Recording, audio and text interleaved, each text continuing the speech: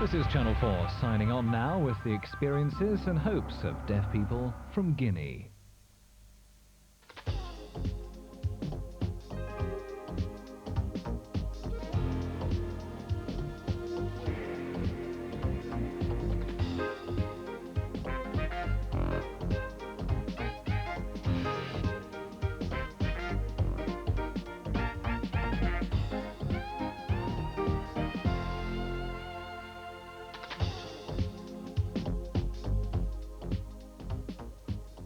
Bonjour. Bienvenue à Conakry, capitale de la République de Guinée. Le document que vous allez voir traite de la surdité des enfants et des adultes de chez nous. Nous espérons faire mieux connaître notre situation aux Guinéens et au reste du monde. Hello and welcome to Deaf World. And what better or warmer welcome could we have than from Jean-Marie Konaté, an inspiring worker with young people in the West African country of Guinea. What he said about wanting to make the situation of deaf people in Guinea better known to other societies is just what Deaf World is here for.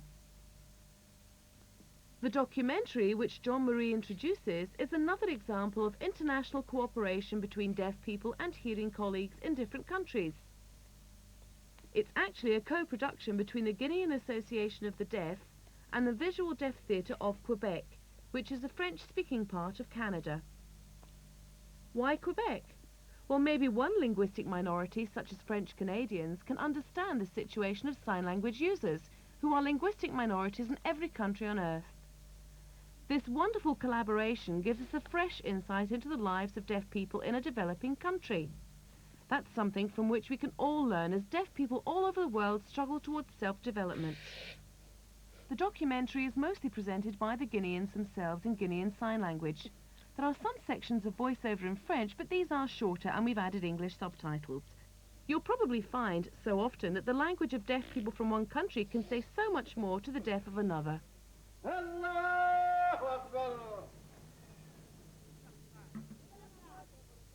Travail, justice, solidarité, telle est la devise de ce peuple vaillant confronté aux défis du développement. L'ampleur et la diversité des besoins donnent à penser que tout est à faire, que la marche sera longue. Pareille situation donne aussi à penser que le sort des personnes handicapées peut constituer un sous-développement au sein même du sous-développement.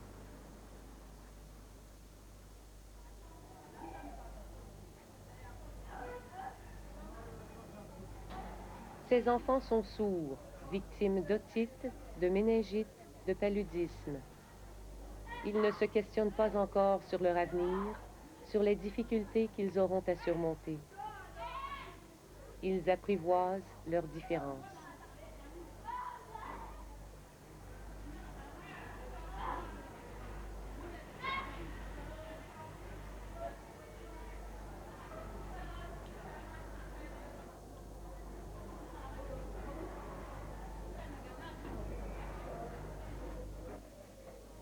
Pour ces jeunes sous-scolarisés, désœuvrés pour la plupart et conscients des préjugés qui leur sont portés, leur exclusion s'apparente à une forme d'injustice.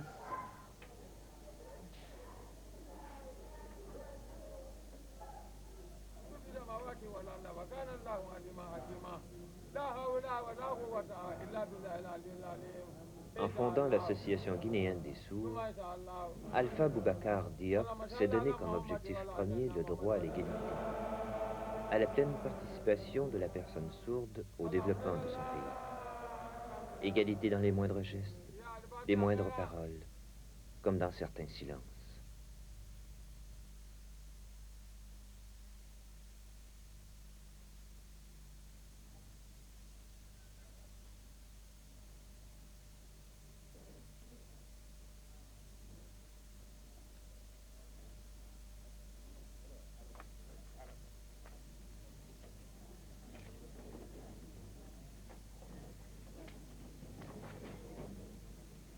Avant, Je ne savais pas qu'il y avait beaucoup de sourds en Guinée.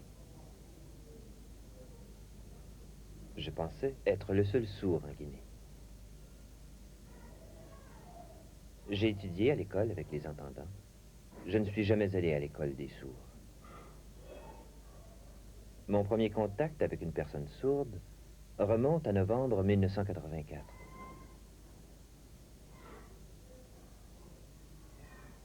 Après cette rencontre, j'étais très excité de parler avec une personne sourde. Parce que tu vois, dans la société, la famille, tout le monde t'isole. Tu sens comme un rejet, que tu es sans support. Voilà qui m'a donné l'idée d'aider les personnes sourdes de mon pays, de fonder l'Association guinéenne des sourds.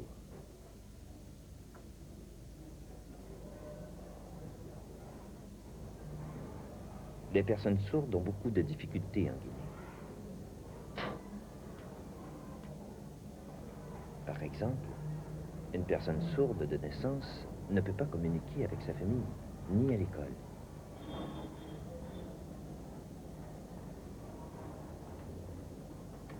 La maman a de la difficulté à enseigner à son enfant. Il y a des problèmes de développement, des troubles de comportement. Bon, premièrement, tout comme les autres personnes, les sourds guinéens ont les mêmes droits.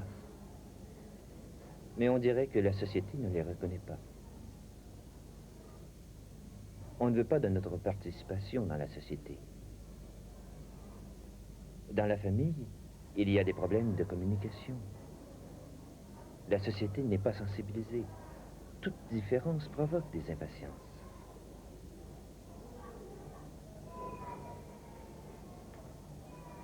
À l'école, il est difficile actuellement d'enseigner aux personnes sourdes parce qu'il n'y a pas de coopération entre les parents et les différents services éducatifs.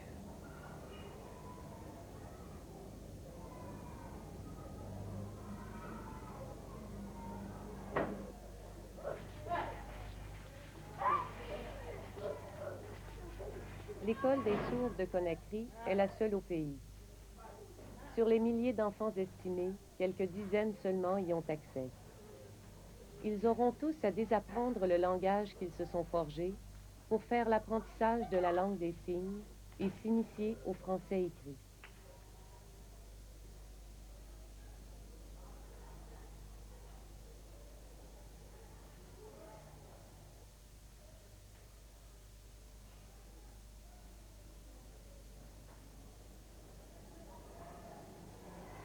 Sans formation spécialisée, sans expérience ni moyens d'enseignement, ils sont d'anciens élèves qui tentent de leur transmettre le peu qu'ils possèdent parce qu'ils croient que plus tôt ils maîtriseront un mode de communication, plus facilement se feront les autres apprentissages.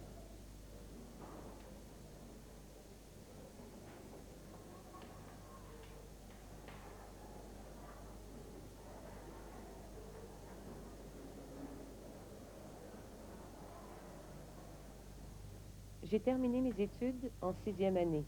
Je cherchais du travail et je ne savais pas quoi faire. J'ai suivi un stage d'enseignement des signes pour enfants. Je travaille maintenant comme enseignante auprès des enfants sourds. J'utilise différents signes français, mais pas anglais. Je les aide à comprendre, à communiquer. J'aide les sourds dans la vie.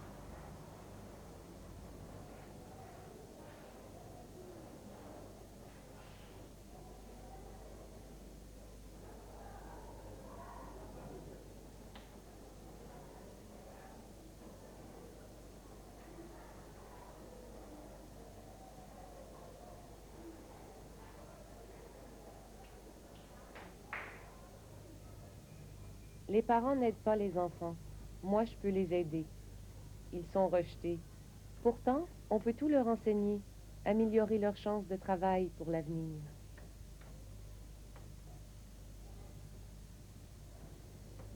Mais ils sont isolés.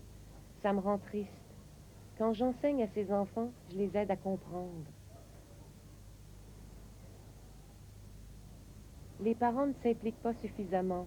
Ils n'aident pas leurs enfants, ne les secondent pas dans leur apprentissage.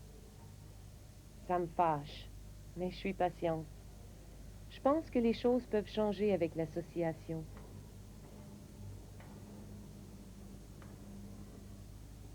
On voit déjà plus de gens se joindre à nous et nous aider.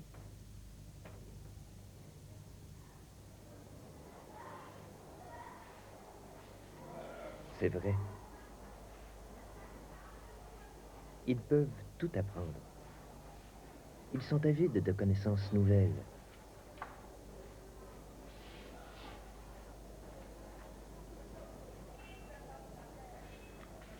Ils font des progrès remarquables qu'il faut souligner à tout instant.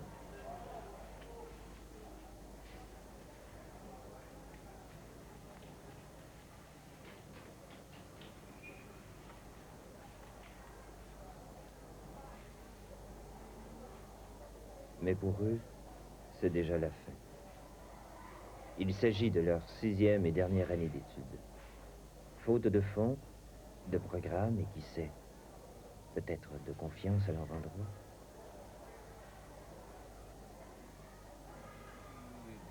Je comprends bien les explications. Premièrement, le pays guinéen n'est pas uniforme.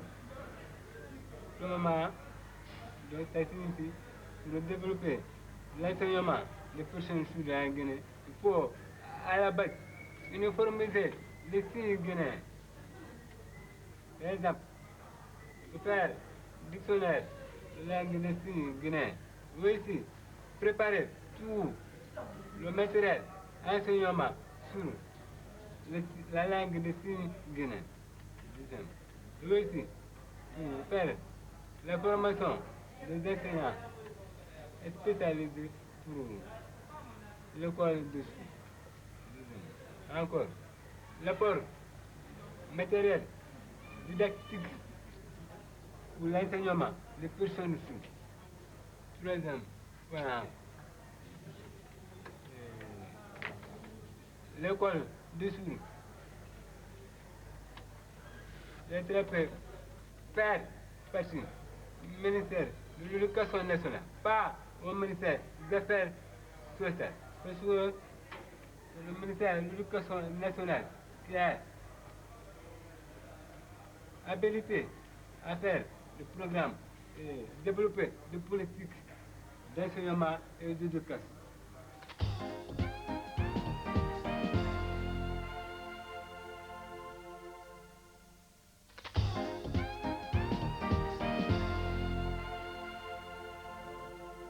Vous allez terminer bientôt, souhaitez-vous continuer?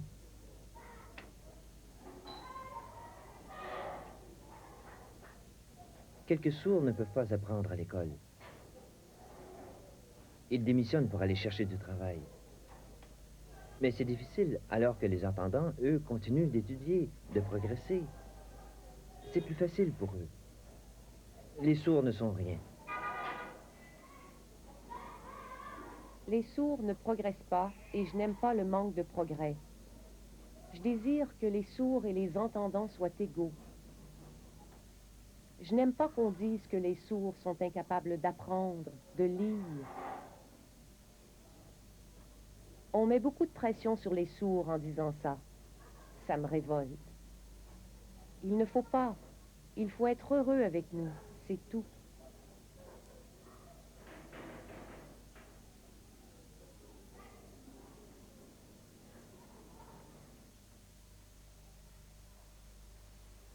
Certains entendants pensent vraiment que les sourds sont des ignorants.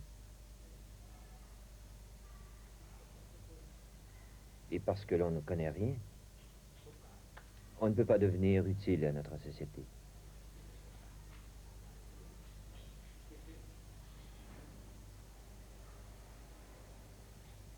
Les sourds sont silencieux et toujours seuls.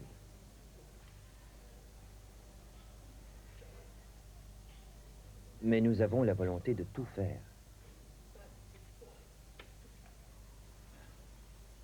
Les entendants nous ont laissé tomber. Nous sommes déçus. Nous avons le cœur blessé.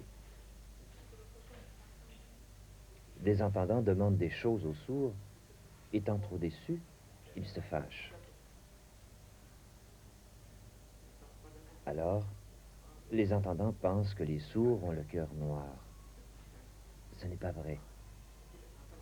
Beaucoup d'entendants ont peur des sourds. Ils croient que les sourds sont terriblement fâchés. Ce n'est pas ça. Ils sont blessés. C'est tout. Parfois même dans la famille, ils sont délaissés.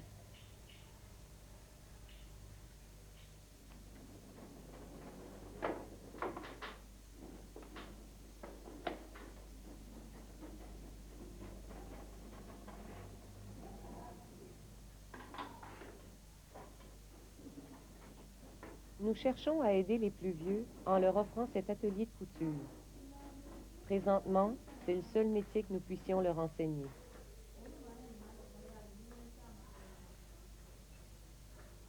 Nous les assistons dans leur recherche d'emploi ou de stage et nous les encourageons à s'armer de patience et de persévérance, sachant que plusieurs d'entre eux essuieront bon nombre de refus liés à leur handicap ou à leur analphabétisme.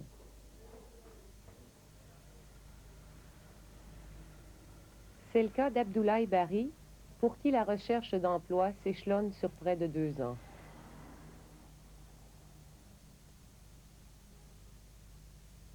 Abdoulaye a bien voulu nous illustrer le défilement d'une rencontre avec un directeur d'entreprise.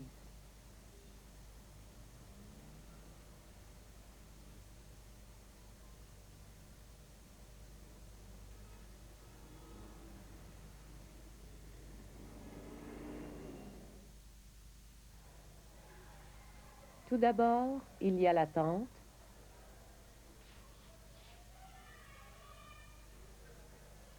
Puis, la confusion.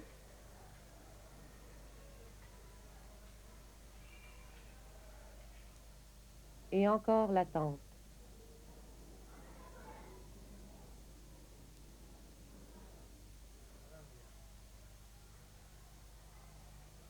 Enfin, une rencontre qui semble copier sur les précédentes, très brève, qui généralement s'achève par un signe de rejet.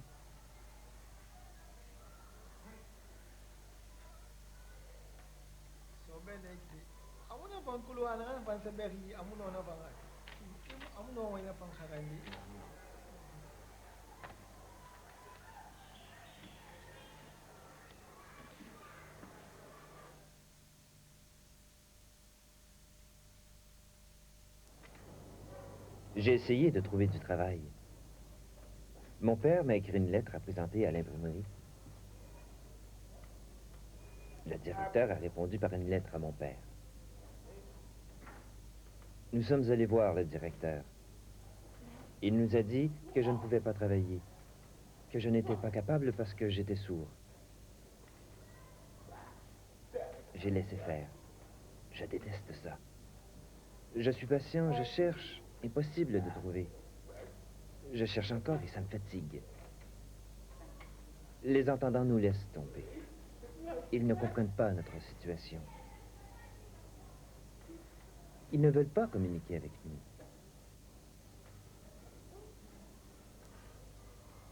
Les sourds sont isolés et se sentent rejetés. Nous avons réfléchi et fondé l'Association guinéenne des sourds. Maintenant unis, nous progressons.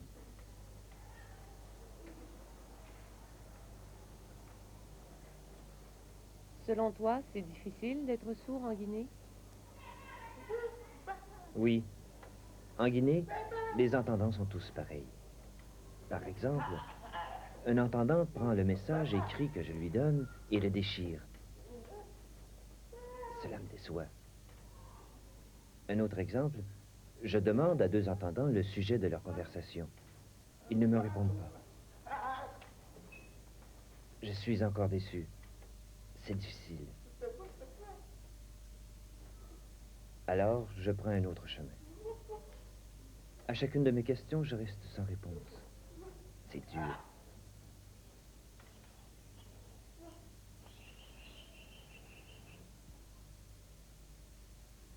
Qu'est-ce que tu aimerais dans la vie? Ce que je veux dans la vie, c'est trouver du travail, avoir une famille. J'aime beaucoup les enfants.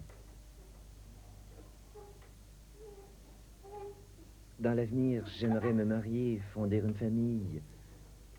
L'avenir, c'est quoi? C'est un objectif. Présentement, c'est pas facile pour moi.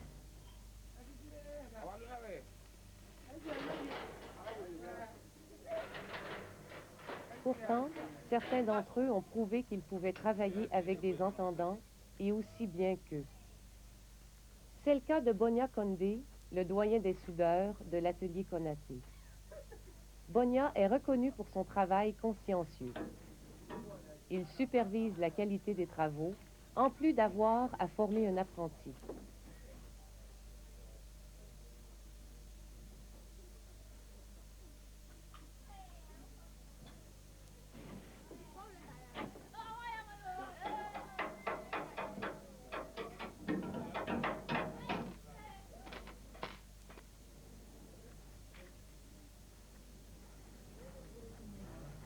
Moi, je suis le plus expérimenté des employés. Ils sont tous plus jeunes que moi.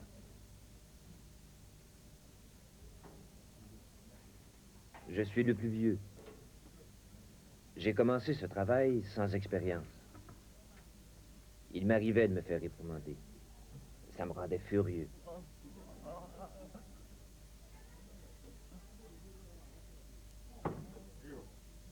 J'ai appris l'assemblage à travailler sur des automobiles, à faire des boîtes de camions.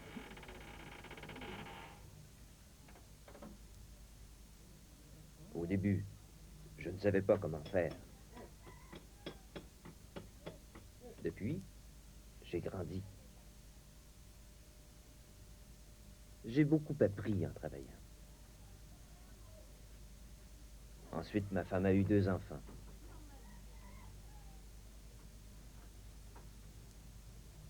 J'étais encore jeune.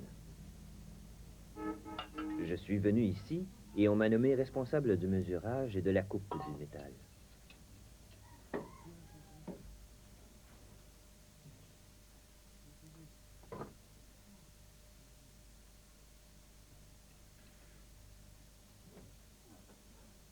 Avec les employés, on ne communique pas beaucoup par signe, mais on communique. Eux me parlent et je peux les comprendre. Maintenant, il m'arrive de quitter l'atelier. Et à mon retour, si on vient me dire que le travail est mal fait, c'est à mon tour de les réprimander. C'est parfois difficile, mais on s'explique.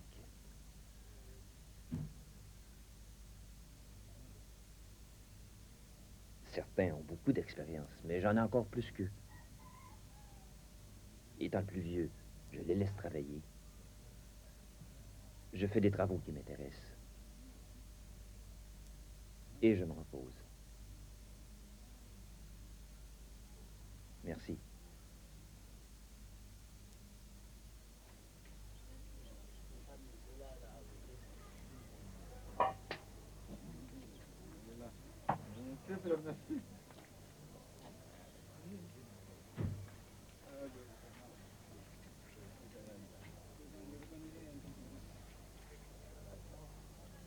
C'est un documentaire là-bas, au Québec. Oui.